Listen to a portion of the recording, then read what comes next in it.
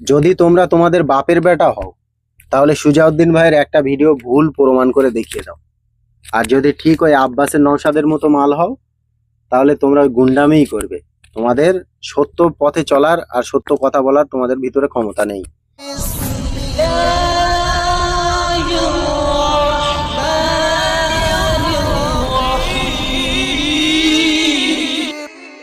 আসসালামু আলাইকুম প্রিয় দর্শক, আমার নাম মোহাম্মদ আব্দুল হাবিব মন্ডল আর আপনারা দেখছেন হাসিম মিডিয়া। আজকে আমি আপনাদের আইএসএফ এর যে আসল চরিত্র সেটা আপনাদেরকে দেখাবো। আর কত বড় যে টেররিস্ট গ্রুপ এটা, কত বড় সন্ত্রাসবাদী গ্রুপ এটা, সেটাও আপনারা এই ভিডিও থেকে প্রমাণ পেয়ে যাবেন। সর্বপ্রথম আপনারা সুজাউদ্দিন ভাইয়ের একটা ভিডিও ছোট্ট ক্লিপ আমি আপনাদেরকে দেখাচ্ছি, এটা দেখেন। এই হয়তো আপনাদের সঙ্গে শেষ দেখা আমার, আর কখনো ভিডিওর মাধ্যমে আপনারা আমাকে আর দেখতে পাবেন না। ভালো থাকবেন। এবারে আসল বিষয়টা আমি আপনাদেরকে জানিয়ে দিচ্ছি। সুজাউদ্দিন ভাইয়ের বাড়ির আশেপাশে কিছু আইএসএফ তারা জিতে গেছে, মানে এমনি তো বিধানসভা জিততে পারেনি, বুথ জিতে গেছে। তো সেখানে তারা দখল করে সুজাউদ্দিন ভাইয়ের বাড়িতে সবসময় গিয়ে তাদেরকে জানে মেরে দেওয়ার ধুমকি দিচ্ছে, তাদেরকে ঘর ভেঙে দেওয়ার ধুমকি দিচ্ছে, তাকে সব সময় 24 ঘন্টা তাকে বলছে তোকে মেরে দেবো, হ্যান করবো ত্যান করবো। তো এই যে টেররিস্ট গ্রুপ, এই যে আতঙ্কবাদী গ্রুপ আইএসএফ এর, এইগুলো তৈরি করার একমাত্র অন্তর অধিকার হচ্ছে আব্বাস আর নওশাদ, যারা এই টেররিস্ট গ্রুপটাকে তৈরি করেছে আমাদের ওয়েস্ট বেঙ্গলে।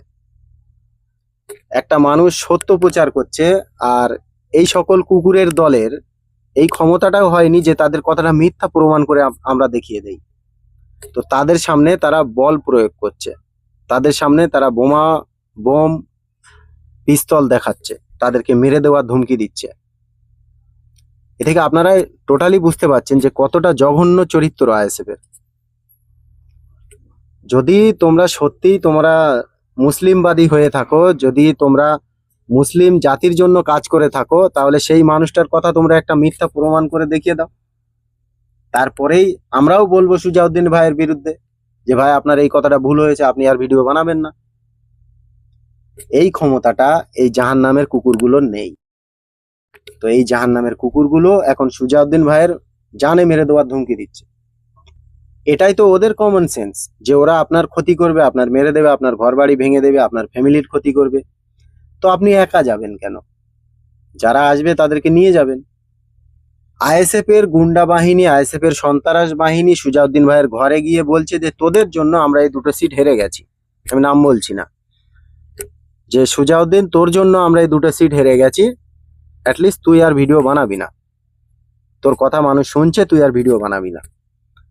ওদের এই ক্ষমতাটা হয়নি যে সুজাউদ্দিনের একটা ভিডিওকে ভুল প্রমাণ করে দেবে ওরা, ওদের এই ক্ষমতাটা নেই। কেন বলেন তো? সুজাউদ্দিন যে কথাগুলো মানুষের সামনে বলছে সেইগুলো 100% সঠিক কথা। তারই কারণে এই আতঙ্কবাদী দলগুলো এই সত্যটাকে দাবিয়ে দেওয়ার জন্য, যেমনটা এদের যারা অন্ধভক্ত হয়েছে তাদের চরিত্র, আর যেমনটা যাদের নাজায়েজ সন্তান আইএসএফ তাদের চরিত্র, ঠিক তেমনটা আইএসএফ এরই চরিত্রগুলো তুলে ধরছে আজকের আইএসএফ এর কিছু কর্মী। আমি আপনাদেরকে বারবার বলেছি আইএসএফ হচ্ছে বিজেপির নাজায়েজ সন্তান, আর এই যে চরিত্রগুলো আইএসএফ এর কর্মীরা দেখাচ্ছে এটা জলজান্ত প্রমাণ যে এরা ওদেরই নাজায়েজ সন্তান।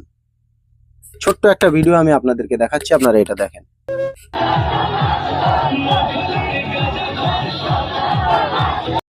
যারা ওখানে গান বাজনা বাজিয়ে ডান্স করছে ওই জান্নাতি দলের লোক সব, ওখানে একটা হিন্দু ভাই নেই আমার। তো ওখানে বিজেপির ঝান্ডাটা কিভাবে আসলো?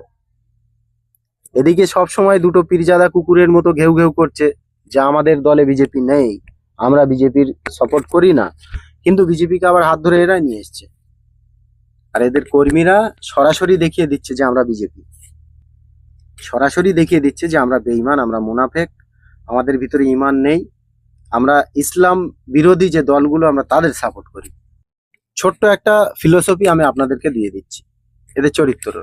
বিজেপি কোন মতদর্শে চলে? কার মতদর্শে? গোডসে, নাথুরাম গোডসে। আর ইংরেজ যখন আমাদের দেশে রাজ করেছিল, এই নাথুরাম গোডসে একাধিকবার মাফিনামা লিখেছিল ইংরেজদের কাছে। আর বর্তমান আমরা ঠিক সেই চরিত্রটা দেখছি আইএসএফ এর ভিতরে। গুটি কত মুসলমান নিজেদের ঈমান বাঁচিয়ে তাদের জায়গায় তারা দাঁড়িয়ে আছে।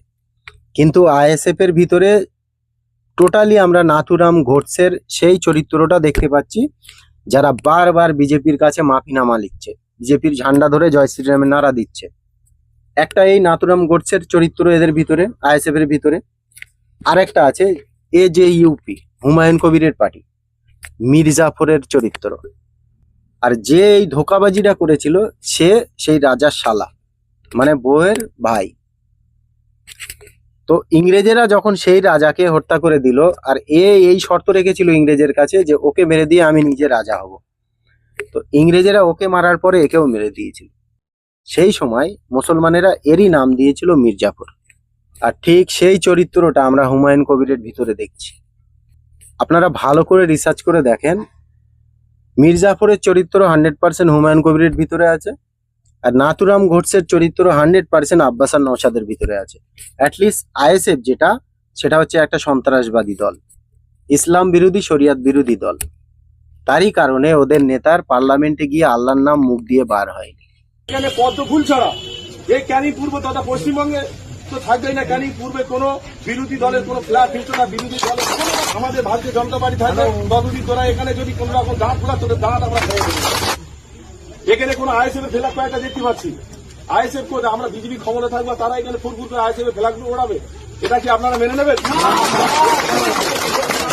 যেন আর না দেখতে পাই।